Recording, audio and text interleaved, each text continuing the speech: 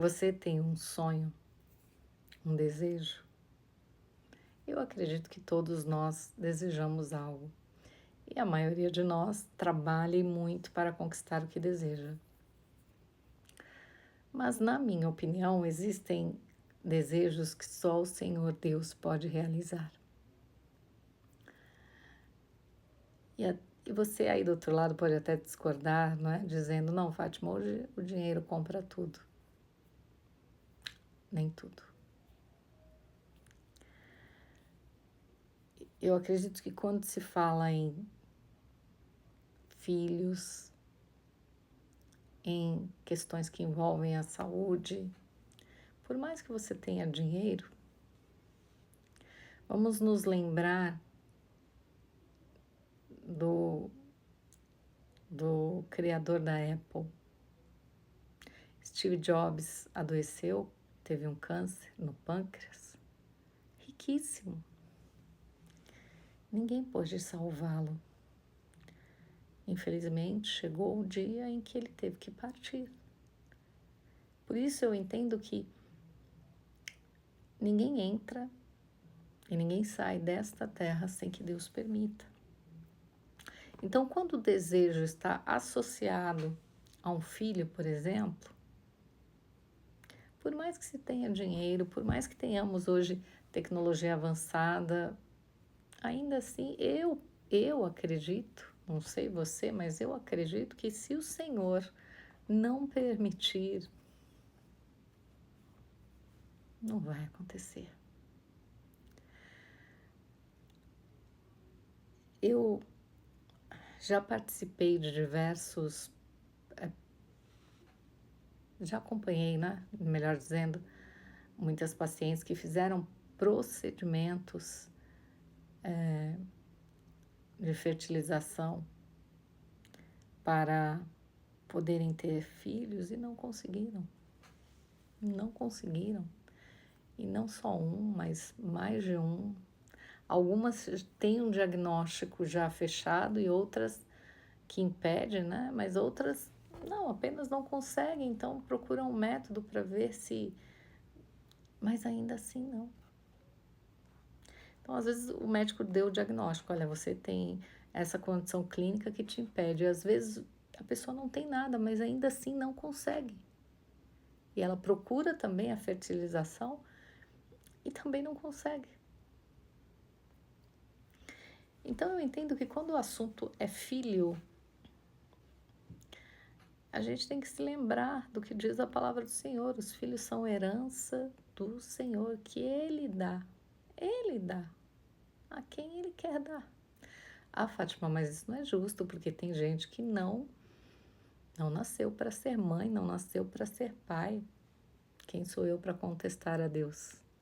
Algum propósito ele tem. Não sei dizer. Mas, na minha opinião, ninguém entra e nem sai da terra sem que ele permita. Então, aqui nessa passagem do primeiro livro do profeta Samuel, no capítulo 1, onde a Bíblia conta a história do próprio profeta, fala de seu nascimento, o personagem principal é sua mãe, Ana. Ana era uma mulher estéril, ela era casada com Eucana, um homem da tribo de Efraim que vivia em Ramá, e Eucana tinha como esposa Ana e Penina. Penina tinha filhos, Ana, porém, era estéril. E Ana não sofria só com as questões relacionadas ao desejo de ser mãe, que lhe era impedido até este dia aqui. Mas Ana também sofria por causa das ofensas de Penina, da humilhação que Penina lhe causava. O verso 6 diz: Penina, sua rival, provocava e humilhava Ana porque o Senhor não permitia que ela tivesse filhos. Então, veja, a Bíblia diz, porque o Senhor não permitia que ela tivesse filhos. Talvez você hoje diga, mas Deus não tem nada a ver com isso.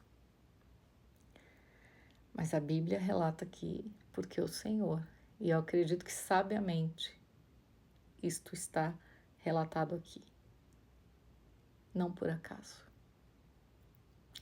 Até porque nessa época aqui, em que Ana vivia, uma mulher estéril era como uma desgraça, porque a cultura hebraica, ela valorizava a fertilidade como um sinal de vitória divina.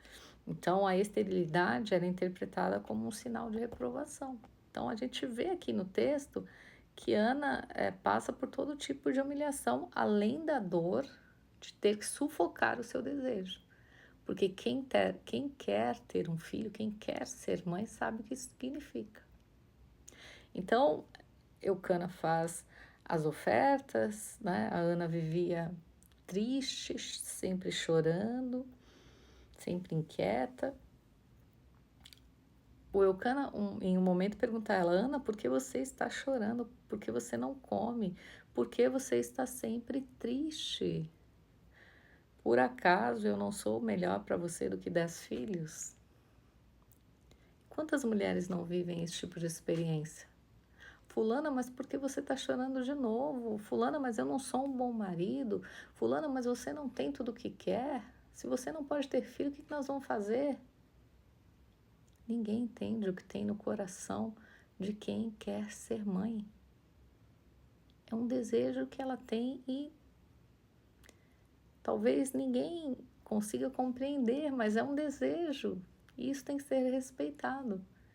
Então, Ana, quando ela ouve essa pergunta, eu imagino que ela pensa: não, você não é melhor do que 10 filhos, Eucana. Há uma diferença entre eu amar você e o desejo de ter um filho. E o que Ana faz? Ana vai conversar com aquele que tudo pode. E Ana, veja o que a Bíblia diz aqui no verso 10. Ana se levantou aflita e chorando muito, muito, ela orou ao Senhor. Ela se derramou na presença de Deus. E o que Ana fez? Uma promessa ao Senhor. E eu não estou dizendo para você fazer promessas a Deus para ter filhos, não. Estou dizendo que a Bíblia diz que Ana fez uma promessa: se o Senhor me der um filho, eu o devolverei ao Senhor. Por isso ele se tornou um profeta. Mas a Bíblia diz que Ana chorava tanto, tanto, tanto, que o sacerdote, ele, quando viu Ana, pensou até que ela estava bêbada, embriagada. E Ana, não estou. Estou aqui orando ao Senhor porque eu estou sofrendo. Então ele diz: então vá em paz e que o Senhor, Deus, lhe dê o que você pediu. E naquele momento, Ana sente, né, que o peso foi tirado das suas costas. Naquele momento, eu acredito que Ana sentiu que a sua oração foi ouvida. Talvez ela tivesse orado diversas vezes, mas existe um momento em que a gente ora e a gente sente que Jesus ouviu.